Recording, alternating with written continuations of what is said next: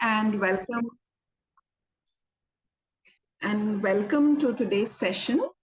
I'm Ridupankhi, and I'll introduce our speakers to you today. We have with us Anuradha, Panchmatia, and Krupa Desai, and they will be speaking about BARPS and therapy. I'll briefly introduce our speakers to you. Anuradha Panchmatia is a psychoanalytic psychotherapist and a writer who lives in Dharamshala. Over the last year, she completed the TTC program in the BARPS Method of Asana practice with Studio Abhyas. We have Krupa.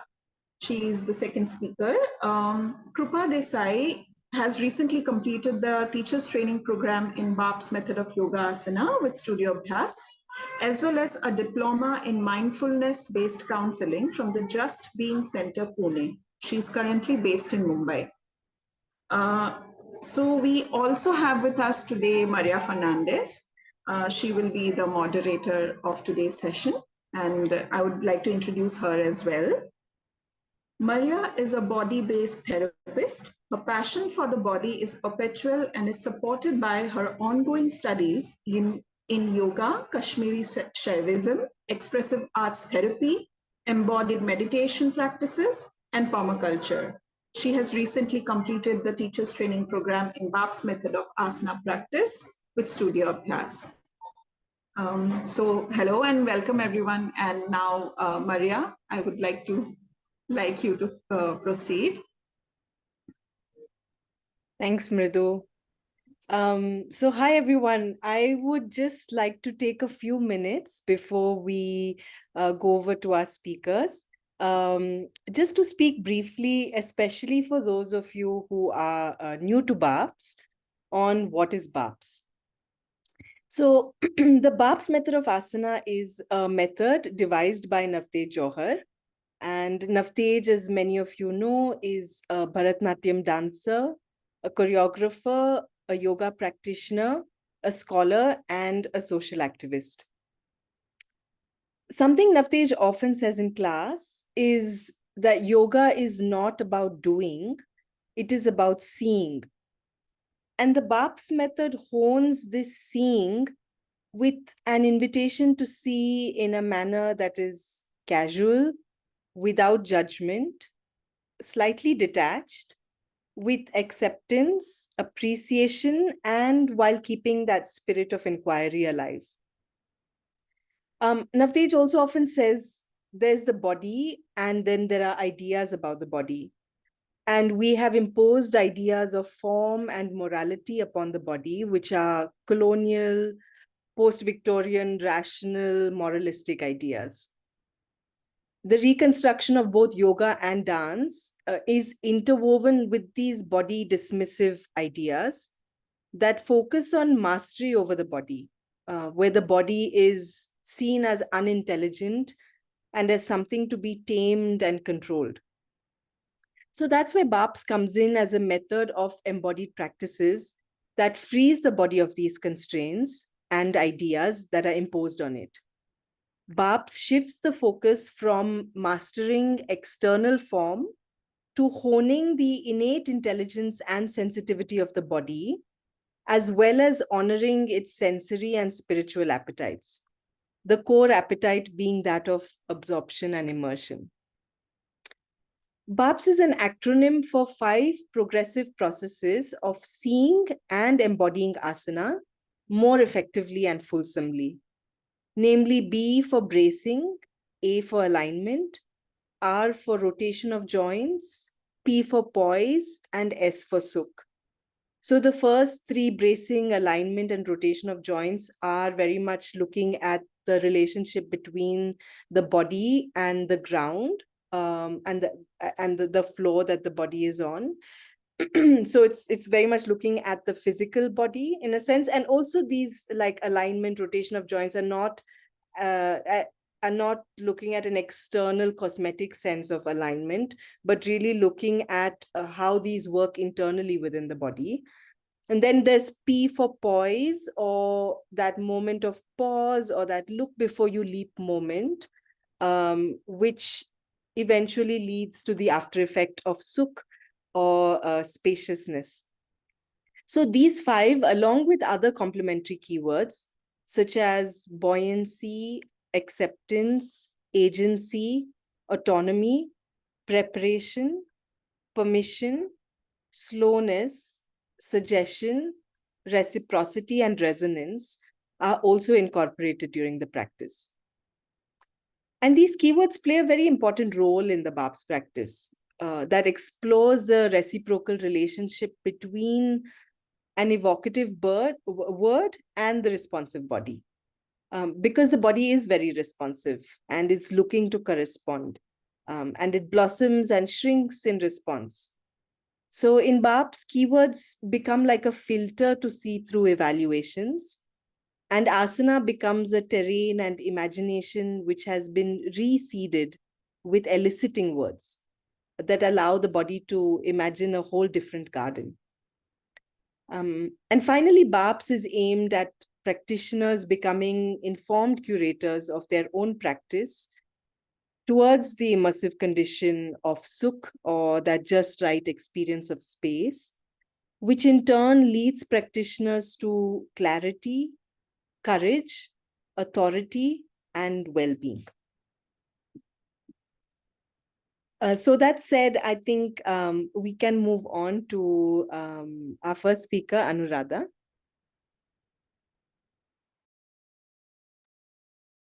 Thank you, Maria, and thank you everyone for coming. And I'll just dive right into it. Okay. So I wanted to start my talk by placing side by side 2 quotations. One is a dialogue, a very short dialogue between 2 well-known psychoanalysts, and the other is a suggestion by Navtej in our class on Bhavana. I'll start with Navtej's suggestion, or it's more a question actually. He asks, is the relation to the other only sentimental, or can the other be used for an emptying out of the self? Now, here is the dialogue between the 2 analysts. One asks the other, I'm trying to describe that part of a 2-person relation where one or both are engaged with one another in some way, but are not fundamentally being intersubjective. When their respective inner experiences are thick and deep and not mutual. What type of relation is this? So the other replies, you mean when the self uses the other as a medium, like a painter or a canvas? Yes, that's it. So right away, with both of these ways of approaching the self and the other, we can see that there might be a resonance between psychotherapy and BARPS. I wanted to also add a small qualification that I'm going to be talking about a kind of style of psychotherapy called psychoanalytic psychotherapy, which is a sort of modification of classical psychoanalysis, if some of you might know about that, which was started by Freud. And Krupa is going to be talking about her own form of therapy. And neither of us are recommending that anything that we say here be used as a communication about or guidance about how to conduct therapy, because we're only going to be commenting on its relationship with BARPS today. So I'll go on. To understand more about this relation between the self and other, I actually turned to a book called Freud and Yoga, 2 Philosophies of the Mind. And this is a old dialogue. It was published recently, the book, but it's based on a dialogue between Desai, the well-known yoga teacher, and a psychoanalyst called Helfried Krush, if I'm correct, pronouncing it correctly. So they touch upon a few really interesting convergences between their fields that I thought I could bring in for today's discussion.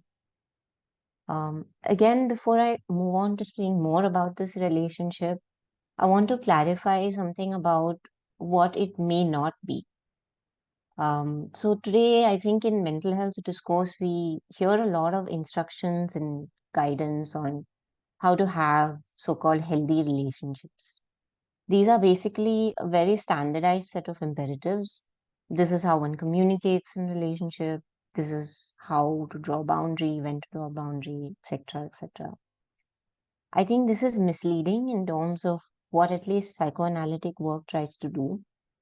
Psychoanalysis does not try to educate people on how to master their social relationships.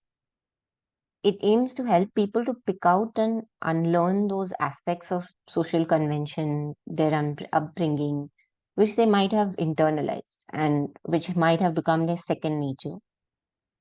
I think something similar is going on in BARPS, and you could even call these patterns or habituations samskaras or vrittis. And of course, they can be impediments in our interpersonal relationships, but they are important in both of these practices primarily because they have consequences for who we believe we are, what our true self is.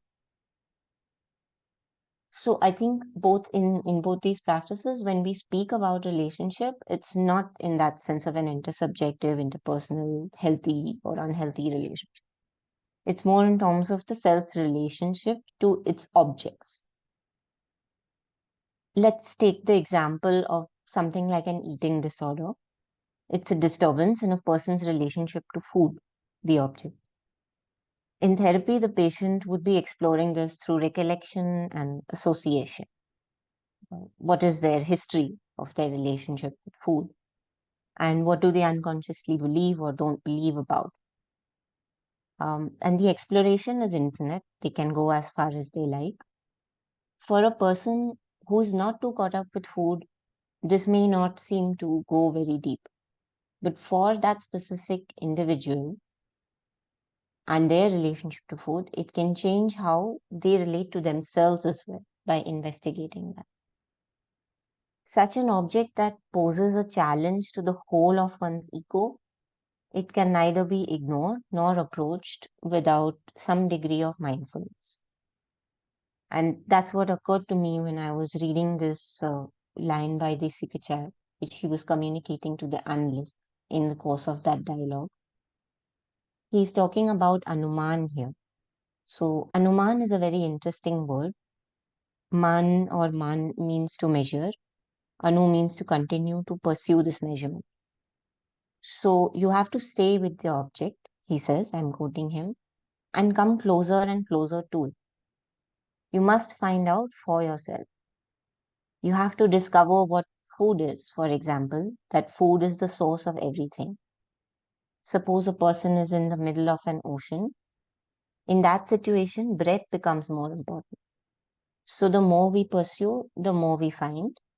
It's a question of patience and perseverance. End quote. To move on then to my next point, such a pursuit of the object is not without its fair share of anxiety. What is anxiety at a very basic level, according to Freud? It's a signal that there is a danger or a threat to the ego. It comes with a fantasy of fragmentation of the body image. When the ego and its mechanisms begin to fail, the body is filled with a strange kind of excitement. It encounters itself in bits and pieces. And this state we can call anxiety. This is according to Freud. Now, this might sound familiar to practitioners of BARPS, and I think most of us, a lot of us here today are practitioners of BARPS. In my own case, I experienced this most directly in Khand Pranayam, where you're breaking or dividing the breath into small directed parts. Again, I still feel like I'm a beginner to this pranayam and to this practice. So at this stage, what I noticed was my breath is coming and going from multiple different directions in each inhale or exhale. And the frequent holding illuminates segments and paths within the body that are totally unfamiliar with each new breath. If I had to visualize my body in Khand Pranayam, it would resemble something like a cubist painting. A jumble of odd shapes and parts overlapping one another rather than a clear and concise map. Also, this complex analysis and recalibration of the breath requires so much mental concentration that hardly a thought or image passes through without one becoming sharply aware of it. The breaking of the breath, I think, breaks the automaticity of my thoughts and mental loops, simply because I have created too many opportunities to catch them as they are arising. Anxiety can emerge in the yoga practice in other ways. For example, by observing how the quality of the movements affects the mind. One example would be that the sensations that arise while moving may summon back past pleasures and eros that don't fit well with the ego's ideas of good and bad. In my own case, slowness still poses a huge challenge. It has really forced me, I think, as a young person to reckon with my relationship to time and my attachment to time. As I started doing the practice over a period of time of reflecting about slowness, I realized that I want to accumulate more and more time, but you can't get time. So my way of accumulation is to not waste a single second. And so, as you can see, then slowness poses a challenge. I measure my own time by how much I get done with it. And this, I think, is an imaginary fixation. It's an egoic fixation, which prevents me from seeing the object, from seeing what time is, how it's flowing through me, how it's changing me, um, and perhaps even associated thoughts about my own mortality, how it reminds me of that. These are things that Navtej did ask us to keep in mind in the class on slowness. And that helped me to clarify a lot about my relationship with these internal objects. Like BARPS, psychotherapy is also not an anxiety-free process. Not only for the obvious reason that people seek therapy for their anxieties, but something about the technique and therapeutic situation is meant to foster anxiety. Anyone who has taken some therapy would recognize that they are faced with an absurd task. A person is asked to open up and speak as honestly, sometimes for months or years on end, with somebody else who's practically a stranger and will always remain so. The psychoanalysts I think with, they all agree that at its most basic and elemental level, anxiety cannot be interpreted or made meaningful. It can only be worked with by introducing it in small homeopathic doses. And I think both BARPS and therapy, we are being invited to exercise this capacity for anxiety.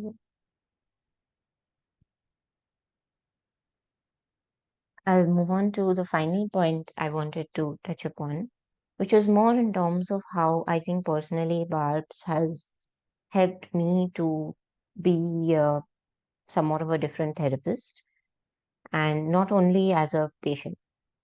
So I realized that the endurance of anxiety depends very much on gaps in space, time, and in meaning in therapy. In pranayam, placing my attention on the gap after the exhale, especially, has been a good training in accommodating anxiety. For some reason, it makes me feel more fully real. I am, not I am this or that, but I am more solid. And even when I am slightly separated from my breath, empty and available for it to return. I think there needs to be a friendly and elastic intermediate space that needs to come into play between self and object, especially when we are dealing with objects that are as invisible and as intimate as the breath. Another instance of such a gap, I think, in BARPS practice would be something that Maria mentioned in the introduction, a pause, which we also call poise. It's a temporal gap we take before we move or stretch into an asana or movement. I think of these gaps as pockets of emptiness that we learn to sustain through the practice. And that sustains us through the anxiety as well. Even though Freud invented psychoanalysis, I find it interesting that he didn't actually spill a lot of ink instructing people on what to do, what to say as a psychoanalyst. But one thing that he did stress upon was that the analyst enter into what he called a state of evenly suspended attention. So, what does he mean by that? He recommends in this state, and I'm quoting him, to avoid so far as possible reflection, construction of expectations, conscious expectations, not to try to fix anything that he has heard, particularly in his memory. And by these means, to catch the drift of the patient's unconscious with his own unconscious. So, to me, this actually sounds a lot like the frequent reminder we get in a BARPS class that yoga is not about doing, it is about seeing. Now, as a therapist, this can be extremely anxiety provoking, what Freud is recommending, and what I've also gained through my practice, because it's a question of expectation. A patient who comes looking for therapy is, after all, eager and impatient for a cure. They want me to do somewhat of the opposite of what is being recommended. They want me to remember the story, to analyze, to make sense of things for them. And all of these things are and can be a part of the session. My therapist ego also wants to be nice and useful. So, as you can see, if there is a gap, there can be anxiety again. Holding off my subjective reaction to an expression of suffering, sometimes an intense one. It can feel as difficult as waiting for my breath to return after an exhale. These are tense, uncertain moments, but the better I can carry myself through them, the greater the chance that the other person will have to discover their own secret for themselves. So I'll just end by saying that BARPS has helped me a lot as a therapist to find more ease with silence and also to make a better offering of it. Yeah, I think that's it. Thanks, Anuradha. That was really wonderful. And yeah, brings up so many questions, and I want to hear, like, ask a lot and hear more too. Thank you. So we'll go to Krupa next, and just for the sake of for everyone to know, once Krupa is done, then we'll open it up for Q&A. So yeah.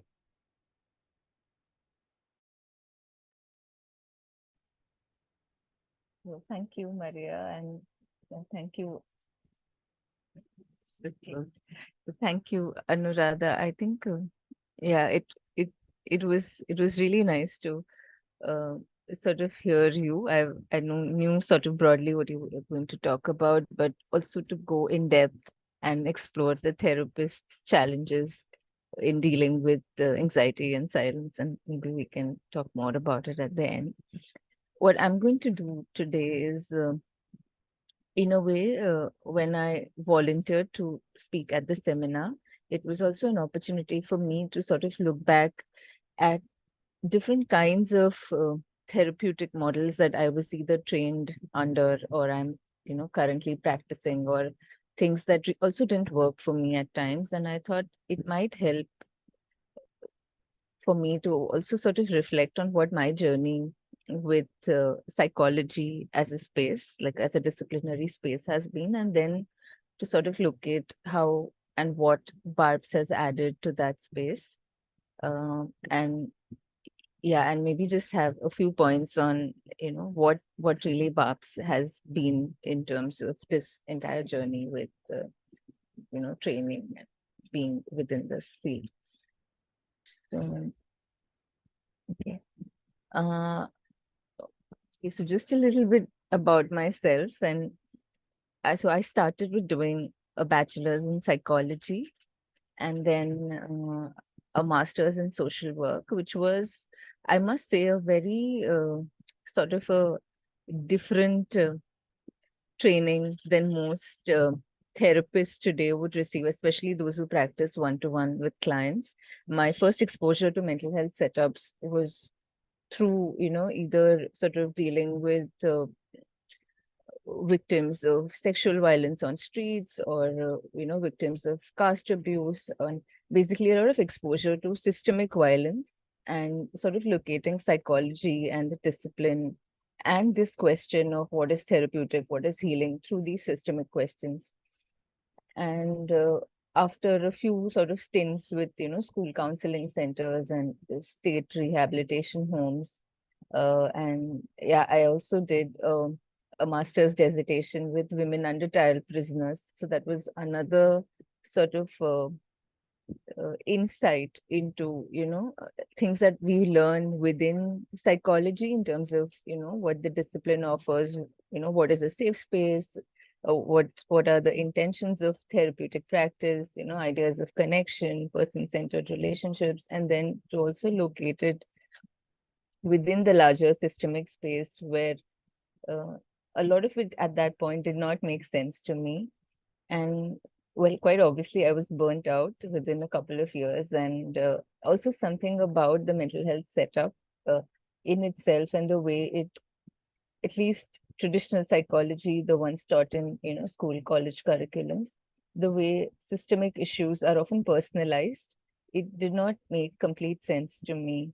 Um, and also there were ample cases of misdiagnosis, and since I was also working with school counseling setup at some point, I myself was sort of evaluating students for their IQ levels and stuff, and to sort of be at this end and see how a lot of these ideas come into being. Like, we used to evaluate students according to the standardized IQ practice tests were mostly set up in UK, and they used to, for an example, I remember there was this word called attic or something in the language test, and we had to test the students' IQ and language skills based on whether they knew what that meant, which was completely out of context for them. And I remember feeling quite at odds, not marking them according to what the manual said, but like a lot of these sort of systemic challenges that most practitioners face.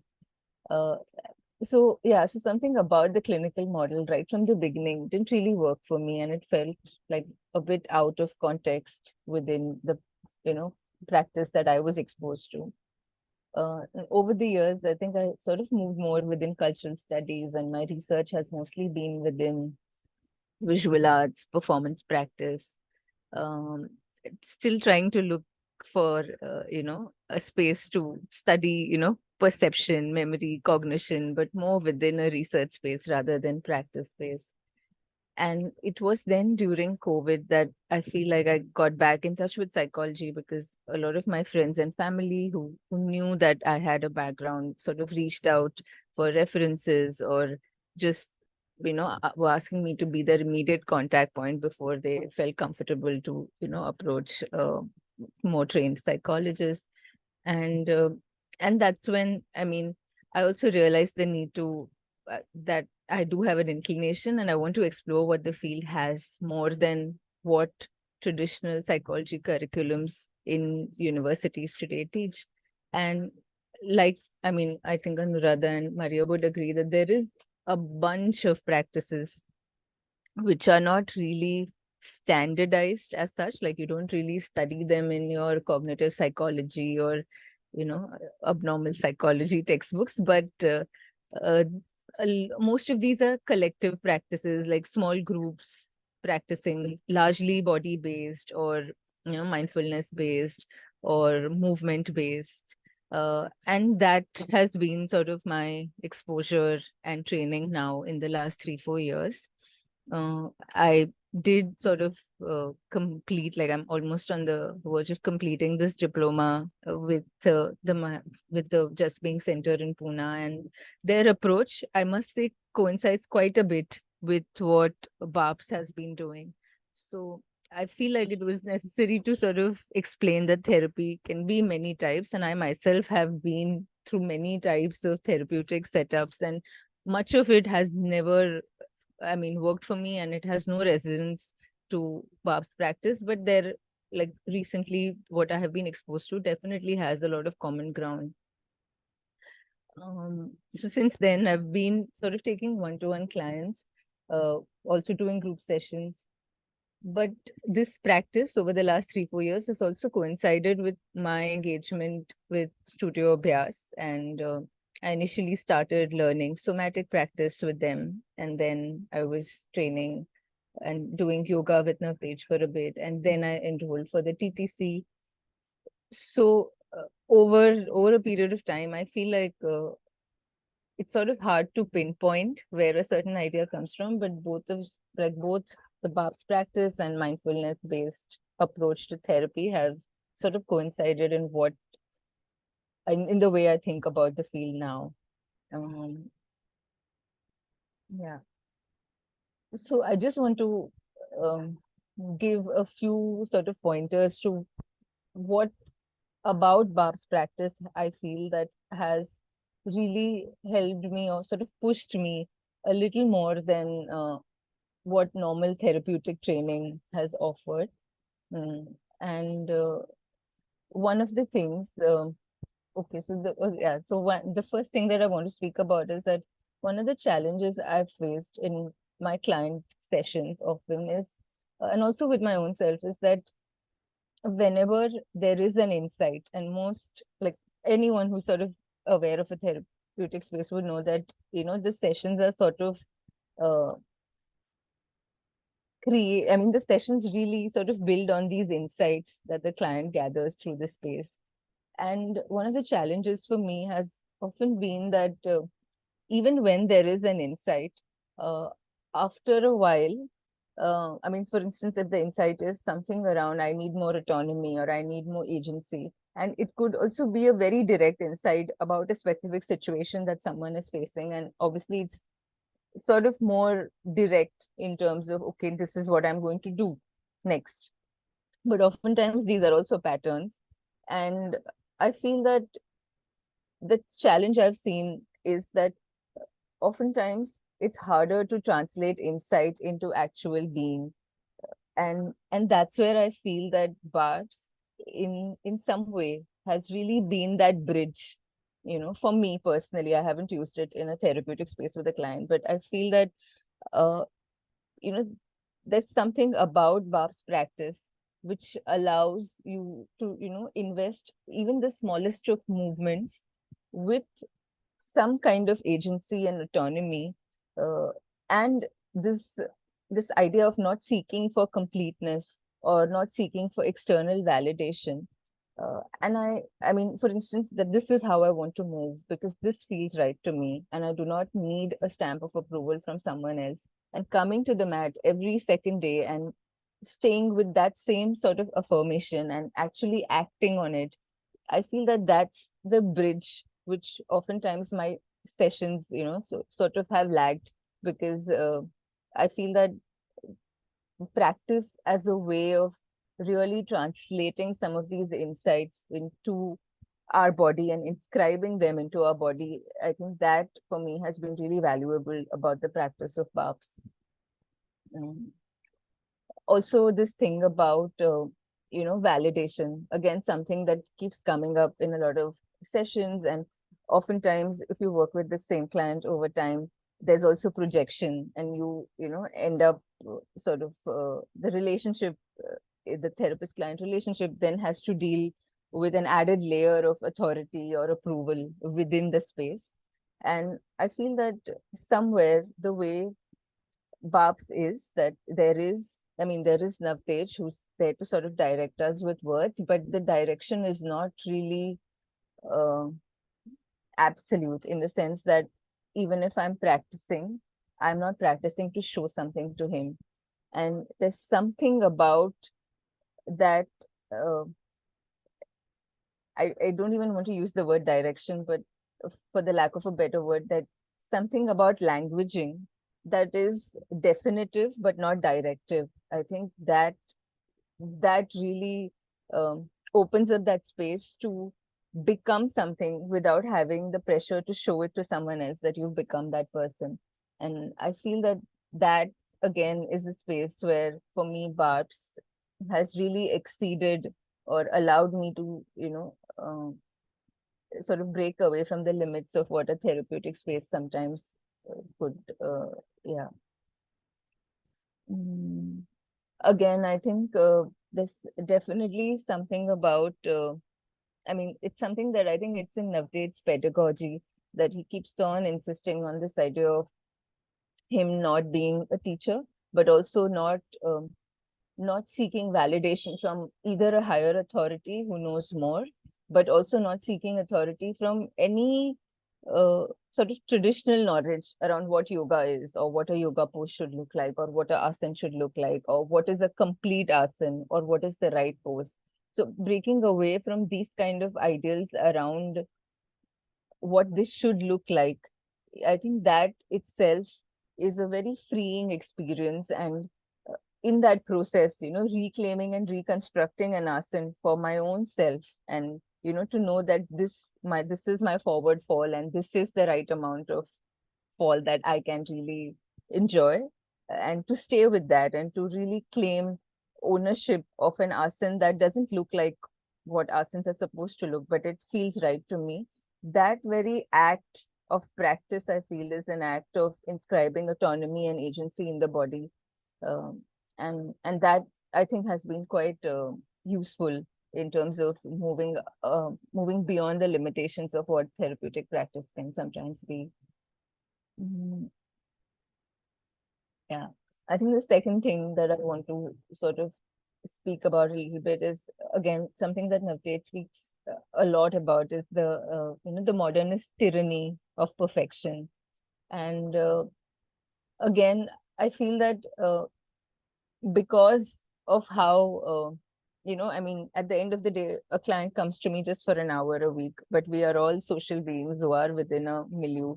And ideas of perfection are so pervasive in our society that uh, after a while, even within the therapeutic space, from both sides, there is this idea of, like Anuradha also mentioned, this idea of, am I being a good enough therapist, or am I being the right client?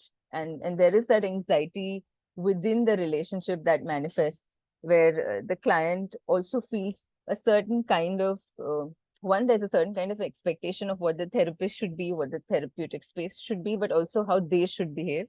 And on my end, I have also felt that pressure of, am I really delivering enough for their time, or did they really like, yeah, did they have enough insights? Am I necessary? This are constantly those sort of questions that keep coming. And I feel that the very sort of act of locating BARP's practice against this tyranny of perfection, and constantly, like every single day on practice, no matter what keyword we're exploring, overall, there is this idea of, I need not be perfect, my body need not be perfect, I can truly move how I want to move, I can stop when I want to stop. Uh, and I think that very space creates that groundwork for therapeutic healing, which then you can later obviously use within a client-centered space. But I feel that there's definitely something about a regular practice that is against, or that is questioning the tyranny of perfection, that adds to any kind of therapeutic healing. Mm, okay. Yeah, I think the third thing that I want to sort of talk a little bit about is, for me, BARPS has been like a revelation in terms of how Navtej has introduced this idea of ease. Like, ease is almost a paradigm of being, like, and for me, it has been like a paradigm shift from being happy, calm, peaceful, like a lot of these ideas that are now associated with therapy, which themselves have their connotations to, of course, modernity, consumer culture, social media, all of that. But in itself, these are very complete ideas, like, that happiness means something, or being at peace means an absence, a complete absence of something else. and I feel that there is a certain kind of pressure that one tends to put on ourselves when we seek these absolute and complete ideas. Whereas I feel that the way Navtej has explored ease throughout the year and throughout his, I mean, my engagement with him, that there is a sense of incompleteness that ease allows, that you can be as at ease even when there's not an absence of chaos. Oh no, what am I saying? So basically, peace is an absence of chaos, but an ease will allow you to still exist with chaos. So there's something incomplete, and there's a sense of okayness with that incompleteness, which I feel ease as a sort of paradigm of looking at things allows us. And I feel that for me has really been a benchmark in some ways of understanding for my own self of what an ideal therapy uh, space could look like. Like, what is my intention going in this space? That there's some sense of ease, and that ease is also not so much about lack of discomfort. It's just an ease of being, like an ease of being okay with whatever there is. Uh, so I feel that that's definitely an addition that BARPS has done to my understanding of therapy. Um, the other thing I want to sort of speak about a little bit is, and I must thank Harshita. I don't know if she's here for it because this is one of her reflections. But I really feel that it pushed me to think more about what therapy can really offer, or what can I offer to somebody if I'm taking 1 hour with them. And I feel that this is something I haven't learned in my training as a psychologist over the years in different schools, that there is that element of lightness and play, that creative play that BARPS sort of opens up to. And like this is something Harshita mentioned, that there is that space to hide and reveal, to constantly sort of be in between, and that's okay. Sometimes, because in a therapeutic space, you're expected to be completely honest and completely transparent with the therapist, and that's how the healing happens, when there's complete sort of this sense of complete honesty and all of that. But there is a sense of liberation and also joy in this ability to hide, not, I mean, hiding not really as a lack of transparency, but hiding as a choice, and a choice that is exercised very specifically to derive a certain kind of pleasure or satisfaction through it. And I think that BARPS as a space really allows you to play with these variables in a way that sometimes that complete honesty and complete I will reveal everything, at least that intention, doesn't allow you. I haven't really fully developed this idea, but I really feel that this, for me, has been one key thing about BARPS that sort of pushes, the boundaries of therapy a little bit. So let me just read what I've written. Uh, yeah, so there's this possibility to be something else. I remember this is what Harshada shared, and I think that that's very true, that there is something extremely healing and extremely powerful in claiming that space where you can be something that you're not, or something that you only partially are, or you only are for that second. And the practice really allows you to be that for that second, that today this is how I'm going to do this, even if it looks whatever, and even if this is not my forward fall or whatever. But just that space to do that and to sort of transgress, I think that really for me is a very productive site that BARPS offers. Yeah, okay. And just the final thing, I think, so I feel, I mean, this is again something we've spoken about a lot, that, BARPS has this space for imagination and inspiration. So these are very productive categories in our practice. And I feel like there's something very powerful in terms of the potential for healing that these categories offer. Not just healing, but also, again, autonomy, again, experiencing freedom, experiencing joy. Oftentimes in therapeutic practice, these variables are not so important, especially joy and, like just pleasure. And I feel that somewhere, uh, I'd written this somewhere in my notes that I found, and I think it's really valuable that through my BARPS practice, I allow myself to get inspired rather than cured. And I think there's a lot of there is something really special in that space that I feel sometimes can be very liberating, and something that I would want to bring to my therapy space, where it's not a space of cure, but it's more a space of being inspired and being transformed through that inspiration and that creative imagination, rather than this feeling of I want to get better and I want to cure myself.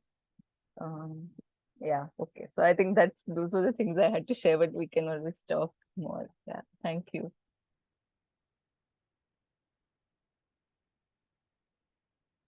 Thank you, Krupa. That was also wonderful. Yeah, I mean, each of the sort of insights that you spoke about, relating BARPS and what BARPS also has brought to your practice in therapy. So I think we have enough time. We have ample time. So maybe we can start off with, if Krupa and Anuradha, y'all would like to respond to each other, or ask questions of each other. We can start off with that, and then we can sort of open it up to everyone present in terms of responses, questions people might have, and any things that people would like to further discuss. I just want to thank both of you, Anuradha and Krupa, for such a wonderful presentation. Both presentations have been beautiful, and thank you personally because they've been so affirming. It's so wonderful to hear things like, which I mean, when intentions are articulated, when what was intended comes back to me as articulations, it is so heartwarming, I can't tell you. So thank you, both of you, very much. I don't know if I have the time, and actually I didn't even take any notes, so I don't quite remember. My mind is a jumble right now because I want to respond to both of you. But I'm staying on the side right now, and I think I will jump in once those points get picked up by others, because I won't be cogent if I begin to actually respond to both of you right now. So, but I want to thank you from the bottom of my heart. Thank you, both of you. Thank you, Nutesh.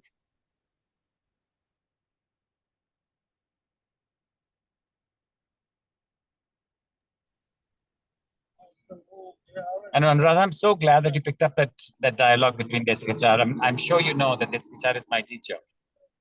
So BARPS is coming to Desai. I mean, in a direction. I mean, it's definitely an inspiration, which is coming from him. So, so thank you for bringing that in as well. Yeah, it's a lovely book, actually. Yeah, it is. It's beautiful, and he's so clear. That man is so clear.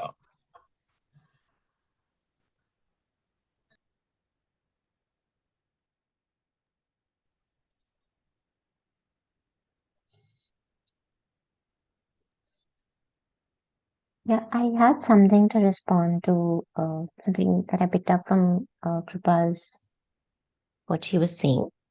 So, especially this point about languaging, maybe it came up in the previous webinar also and might be related to some of that.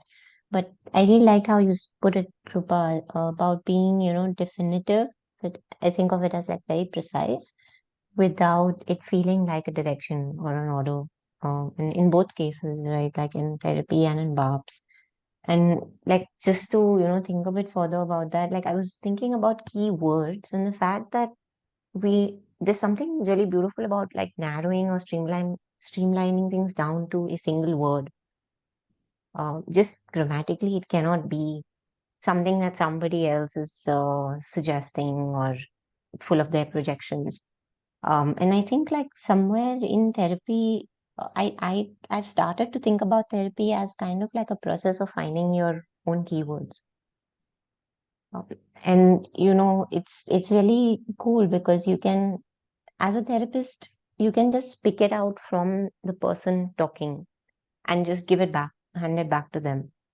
So I really find keywords as a single word is really great way in both BARPS and in therapy to hold on and claim that insight as your own.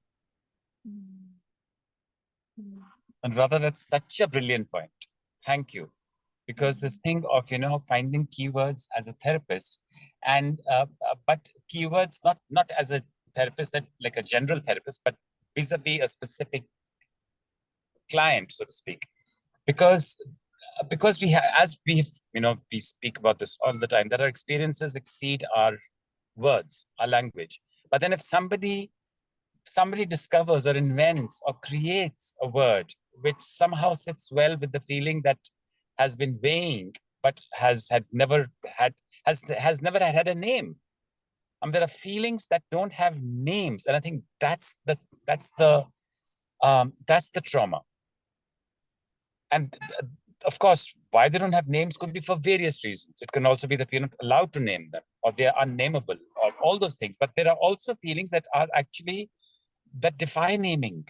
And if somebody is creative and sympathetic and present right there in a safe space and presents a keyword like a flower, it just kind of, it's incredible what the little flower of a keyword can do to the internal, to disintegrate or soften the internal landscape is quite incredible. So thank you.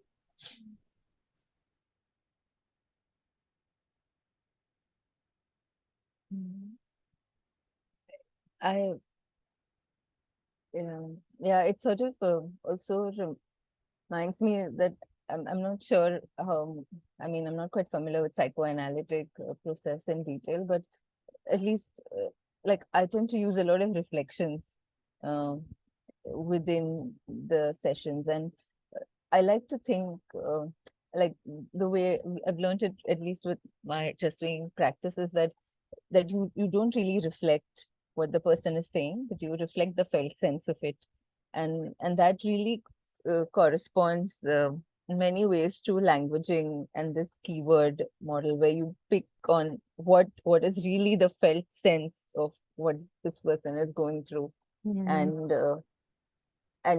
you reflect it back in a way that they feel heard and understood, and that itself then becomes a productive space for them to then move to another stage, or transition within their journey. Yeah, thank you. I also just quickly, but I really liked what you spoke about, this anxiety that therapists face, and I had never sort of thought about Khan Pranayam and that relation, but it was quite beautiful. And it's true that silences are quite uncomfortable when you're on the other side of the chair, because you always feel like, are you doing enough, or have you asked enough? Because there's this constant voice within you that wants to help, wants to deliver the perfect session, and to really be able to stay with the pauses and silences, and BARPS as a way of deepening our relationship to silences. I think that's quite a beautiful way of thinking. Thank you.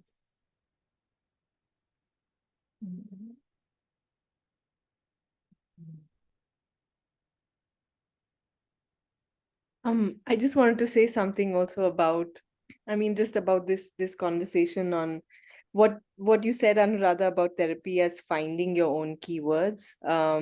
Also reminds me of how so often in the practice Navtej says, find a word for it, whether it's a particular experience that one is with, or looking at one's attitude towards whatever, towards stress, or towards the stress upon the body, or precarity, or something, and he often talks of finding a word to it. And this is something I personally struggle with a lot, because it's like how that, I guess, again, going back to that relationship between body and word and body, and finding, just that process of finding a word to what I experience at the level of sort of sensation.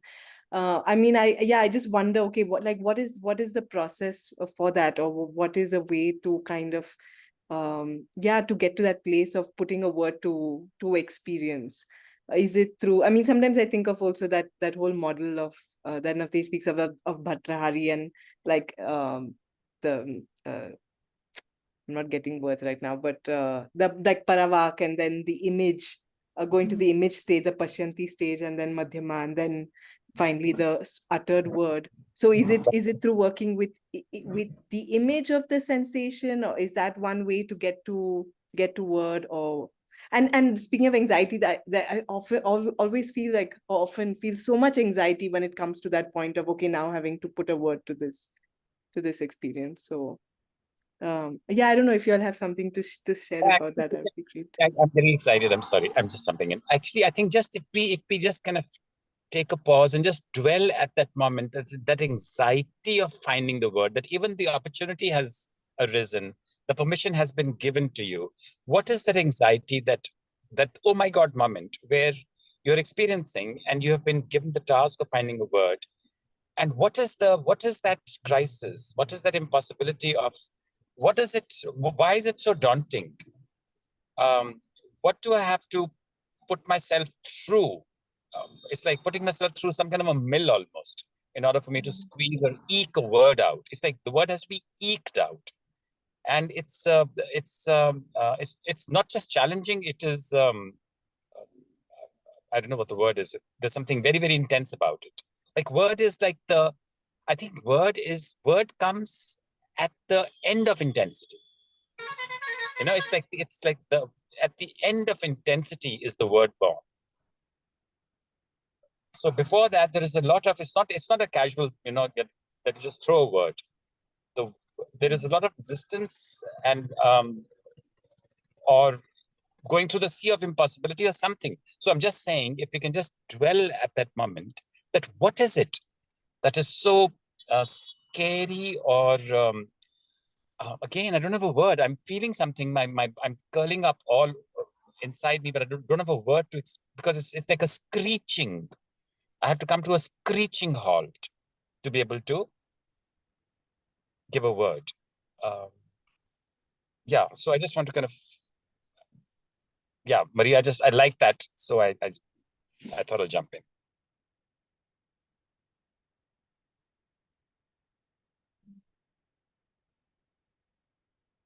I think like in practice now, if I'm just sort of bringing an example of so sometimes I have realized that like also what Navtesh said, that definitive words are often at the end of an intense experience, and while somebody is going through that, uh, having a definitive word doesn't really help, because they're still in the process of really in that process, and it's not the time to summarize or to really tell them, okay, is this or whatever.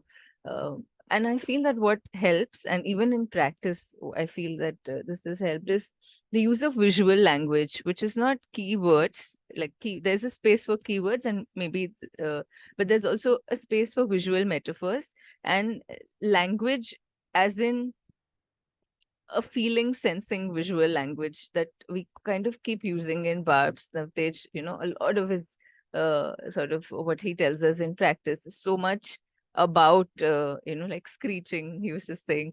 And a lot of these words I feel have been very helpful uh, in creating a visual language. And at least in my practice, I've realized that some people do respond quite immediately to visual metaphors. And, even if they're going through an intense experience, which they're not able to pinpoint or really name it, but, a simple question like, what would bring ease at this point, or how does that look like to you? But something that gives them space to visually imagine it. I've seen that people do come up with these absolutely brilliant visualizations, which even when they are describing it, they're not connected to the story that they were narrating. And then by the time they fully lived that visual realization, like if you stay with a certain visualization for 10 minutes, and then they themselves would start seeing resonances in whatever story or episode they were narrating with this visualization that's happening. And I feel that's also some kind of languaging. It's not just imagination. There's of course imagination, but uh, at least in my experience, I've seen that people do come up not just with colors and forms, but also very definitive words to describe those visuals, like something that feels like you're curling up or you're twitching or you're like, there is a vocabulary to it. And this is a vocabulary that I feel that even BARPS practice explores other than the keyword model, but within sort of everyday class, like the 1.5 hour duration. And I think that for me, even that's quite useful, even in a therapeutic space. Um, Yeah, that's beautiful, Krupa. Beautiful. I just want to say one more thing. Going back to the whole thing about why is finding a word so difficult. Are words transgressive, and is it also the fear of finding a word? Is it also the fear of coming into my power? Because there's something like there's a power of clarity, the power of articulation, the power of word, and falling short of it, or running scared of it. So I think power, word, articulation, feeling, I think these might also be at play. I think that what you asked, Navtej, is really like, now that is so haunting me now. That question of the anxiety, what is it about that anxiety?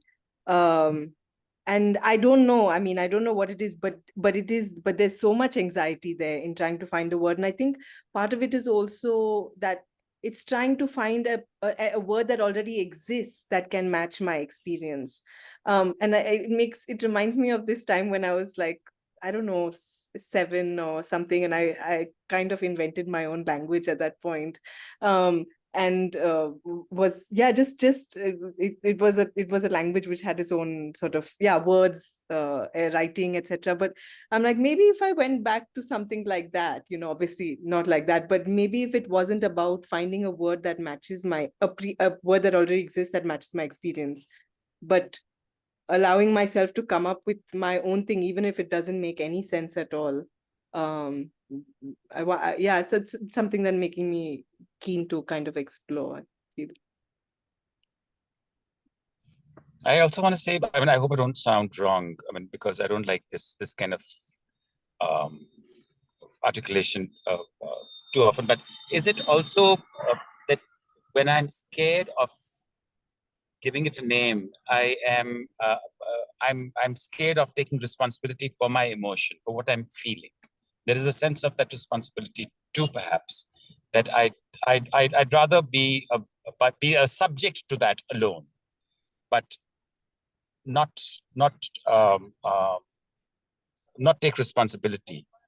So there's a distinction between just being a subject, being and then also owning up, taking responsibility, and then making a choice whether I want to keep it or leave it. That I think that would be the next thing. Is this a feeling I want to keep it or leave it? That would be the next choice I would have to make after I have seen it, so to speak. So there are all these. I think we just love to kind of wallow in unseen experiences, unseen meaning lived and subjective experiences, but not seen by word, not seen, not given a name, and then willy-nilly we just keep living on. I just wanted to jump in and sorry, I don't know who's talking. Anuradha, you can go on. I'll go after you. Okay. Yeah, it was exactly connected to this point about, sometimes it is comfortable, it's less anxiety provoking to let things be unseen. And I mean, I don't even need to give an example from a clinical practice because I think it's all of us can relate to the fact that when something traumatic happens to us, it's really hard to talk about. And maybe one of the reasons that it's hard is also because, like, I feel like this language is kind of like an exorcism. So speaking about something is also a way of like letting it go or detaching yourself from it. Like the very act of narrating or talking about something creates a certain kind of distance as well. Like that's one of the functions.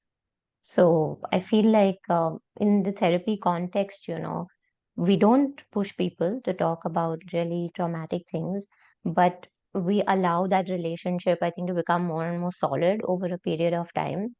And yeah, I think it would be really bad therapy if you wanted someone to say something too quickly. So I think that's what the process is about. But yeah, the anxiety is also about letting it go too fast, coming too close to that, trauma.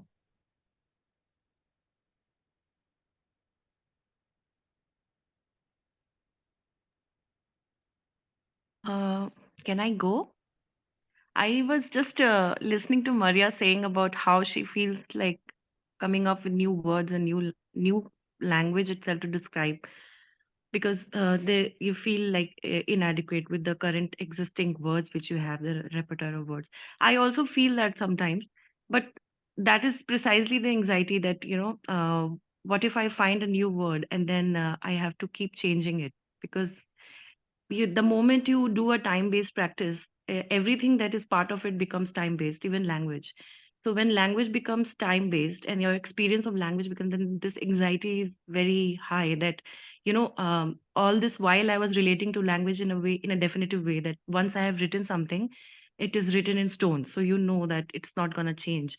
But the moment you engage with language through BARPS or with any embodied practice, language itself needs to be re-energized at every moment, so you need to come up with something else every time. So it's a not only exhaustive, it's also pleasurable, but at the same time it can be anxiety inducing, which has happened with me several times, that the very act of enunciating a keyword again and again, if I keep repeating in my practice a word, the whole tonality changes, and a range of tonality comes out, and it can be very scary sometimes, that a word can be emptied out so much, like you that has so much within it, that if you just keep enunciating it through a constant repetition, it and you pay attention to it, you see the word like that in a time frame, then a spectrum opens up, and then you don't know how to write anymore. Like, how do you even begin to write something like that? So you just feel paralyzed, instead of actually, the writing doesn't flow anymore. Your relationship with language changes completely. So this becomes very, like, definitiveness completely goes out of question for me sometimes. Like, obviously there are some words which are spring act as springboards for certain kind of evocations in the body, but it's only momentarily. Like, that evocation goes after a point of time, the word empties itself out through practice. The word no longer stays the same if you continue to repeat it from, and it can be sometimes very an anxious experience.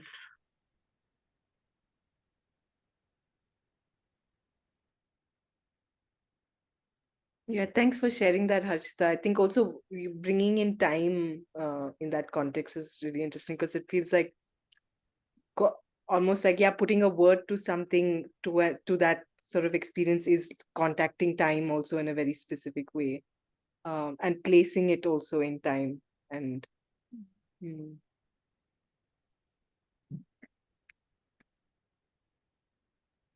Thank you for this session, by the way. It was so like precise and so clear, and both of your articulations.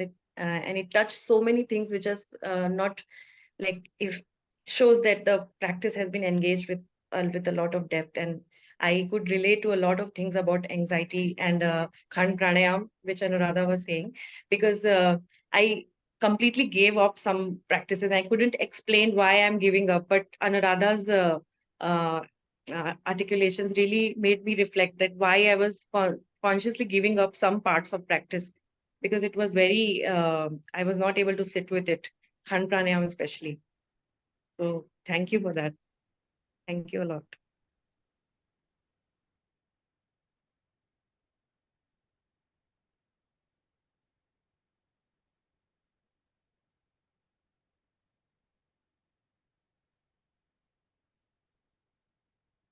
We have some more time for any questions or responses people have. So please feel free to unmute and say, share.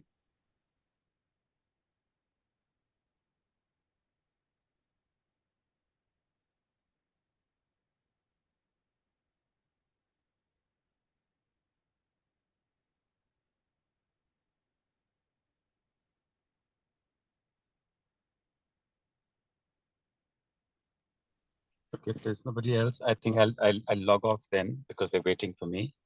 Thank you, Anuradha. Thank you, Krupa. You were brilliant. That's not the right word, though. I'm sorry. You were lovely. I mean, you, as I said, it was.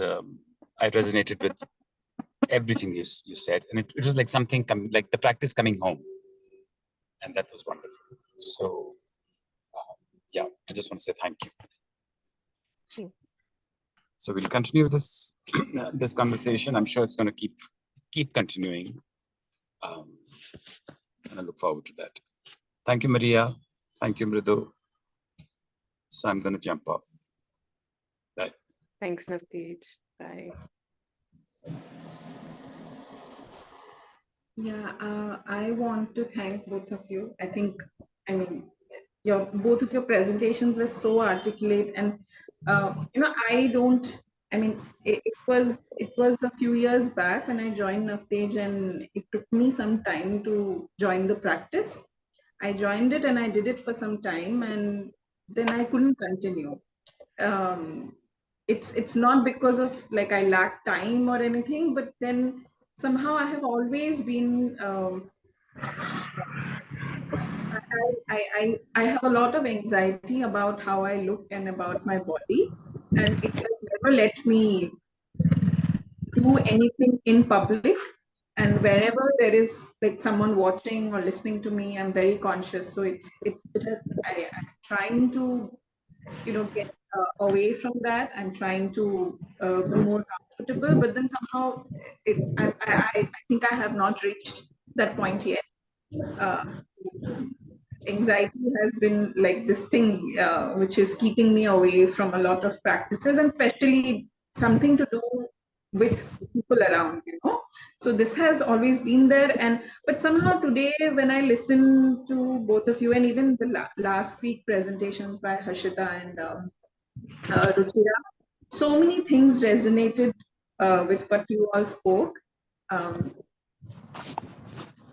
I don't have the words right now, but I think, I work in Navtej, I know the practice, I write about it, and we discuss about it, how to make it, how to make people know about this practice, to put it out there. But somehow I myself am not able to go and just be in the mat and do it. But listening like the past presentation and even today's, it's kind of making me more comfortable and more at ease with what I'm listening, and how I have imagined this practice to be, because I did it for some time and I know it in a way.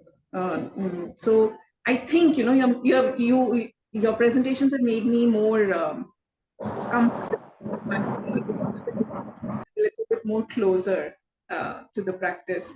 So thank you very much. I hope that I'll be someday, soon, I'll be able to come to the mat and join you guys in the class. So yeah, thank you very much. Thank you, Maria, and thank you, Navtej, because this practice has given me a lot in a different ways. It has given me a community of people who I think speak the same language as I do, think the same things, and I'm able to voice this in some way or the other. So yeah, thank you.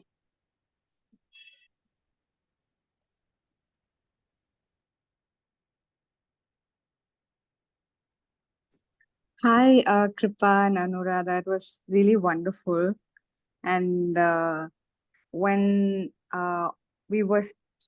when you were all speaking about the anxiety of the word, as a visual artist, I feel like this is what happens to me over and over again, even though it takes many years to build, say, a body of work. But when it comes down to finding just a few keywords to put them out in the world, it takes the most effort, in the sense that it doesn't happen as naturally as the images or the art that comes from, say, without the thought and just through the body. So I feel like this is something that I'm constantly I wouldn't say battling. I quite enjoy the frustration of not being able to find out what I've been doing for a long time. But it takes immense time and some sort of unexplainable effort to get that to make those words arrive. So I really resonated with many things that you said. Thank you so much for sharing.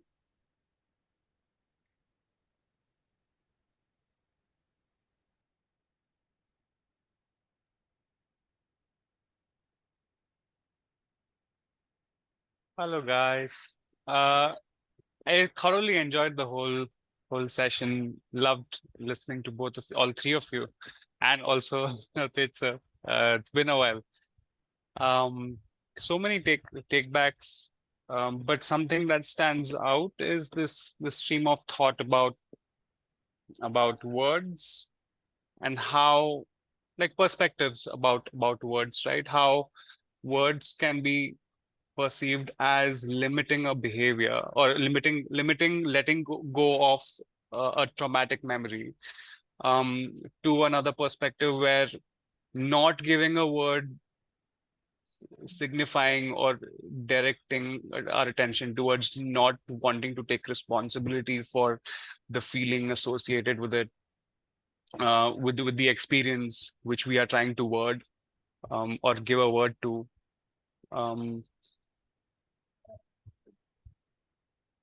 To actually, from a therapeutic point of view, how labeling can be so limiting. Labeling an experience, even if it is anxiety or or a lot of clients come with, let's say, because I have ADHD, I'm going to be like this. I know this is so when they come with a certain mindset of labeling, that can also be limiting. So I'm left with these three, these are somehow like it can be seen as different perspectives, but there's also like they can also coexist, is where I'm at. So yeah, it's very, very, very nice. Thank you so much for sharing. Looking forward to another space with you guys.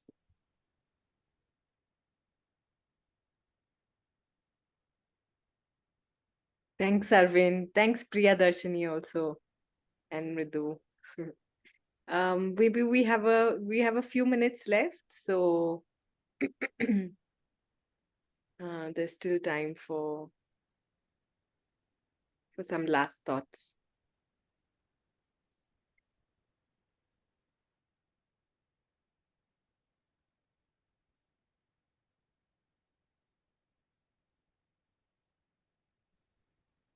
Hello.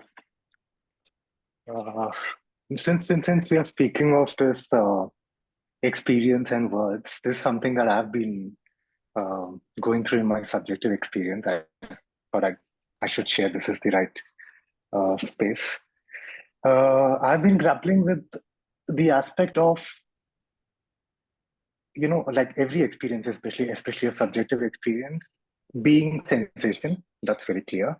Now, having to give a word to that sensation, right, is kind of like, I mean, to me at least, feels like a deviation from the sensation itself. One has to, like how Navtej talks about you having to resist something in order for something to move.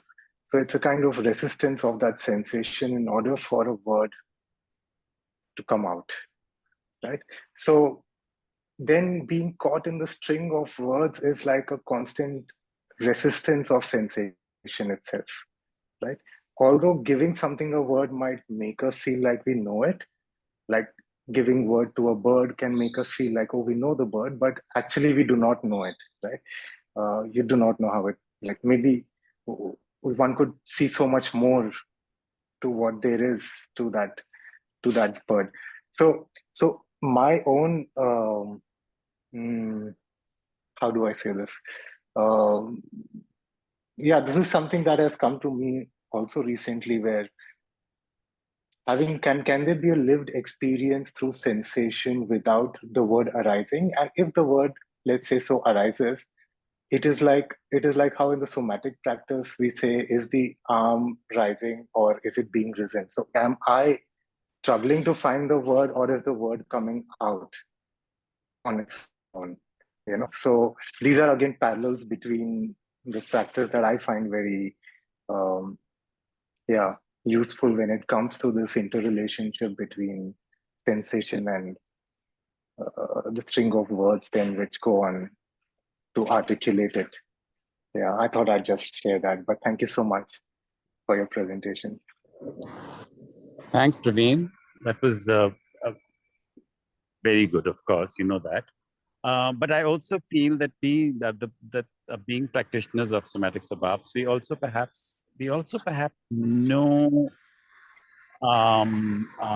the answer, perhaps. But what I'm suggesting is that why don't we take this as our next topic, because it's a very, very important.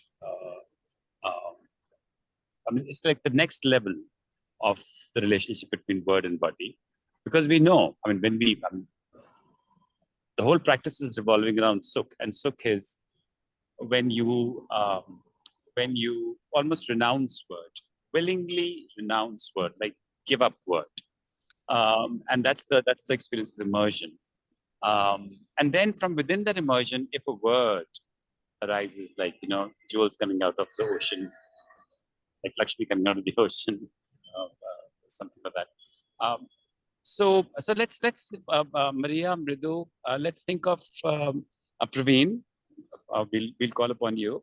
That if we can maybe have the next conversation on this aspect of word and body, like we are talking of immersion here,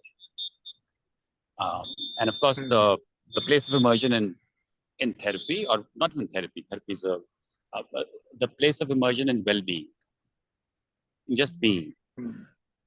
So let's shall we kind of decide that we will start talking of holding a conversation on this next time. Thank you, Praveen. Sure. Thank you. Thank you, Narkaj. Yeah, definitely. I think it's a very rich question, and there's so much to explore within it, and it's such an important that relationship between body and word is such an important part in BARPS.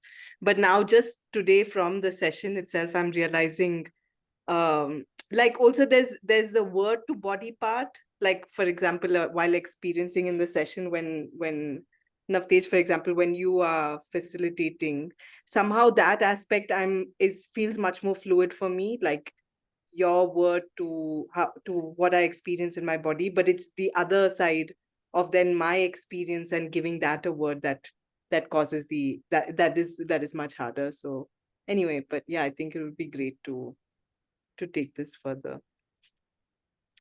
Krupa, Anuradha, anything you would like to say before we end, or?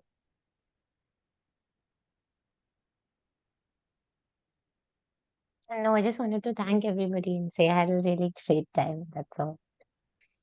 Yeah, me too. I think thank you, and also thank you to you, Maria. You've been doing like all the background work, trying to put these seminars together. Of course, Navtej and Ridu. So thank you for also keeping this going on. I mean, I really missed practice and I missed the last year, but I'm glad that we are meeting like at regular intervals and just sort of seeing familiar faces and just continuing the conversation. I think this is very helpful. Yeah. Thank you. Thanks so much to both of you and to everybody here for continuing the conversations, and maybe we can reinstate the BARPS and therapy group as well, so that can because that has been on pause as well. Thanks to both of you. Thank you. Okay. Good night, everybody. Good night. Thanks, I'm so Navtej. attend the entire webinar, the entire session. Okay, bye-bye. Lovely. Bye. Thank you all.